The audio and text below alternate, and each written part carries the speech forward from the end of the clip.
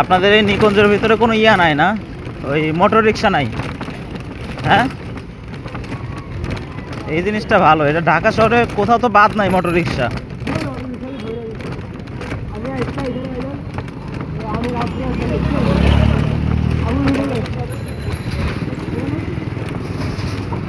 গতকালকে ওই যে আশকোনা থেকে একজন মারা গেছে।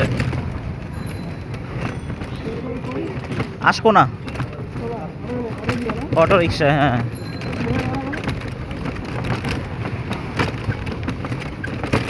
ওই উপর দিয়ে উঠাই দিছিল না কেমনি কি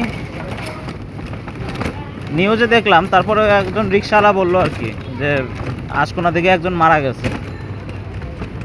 আর এই অটো রিক্সাগুলো একদম ভাইরাসের মতো ঢুকে গেছে ঢাকার প্রত্যেকটা অলিগলিতে।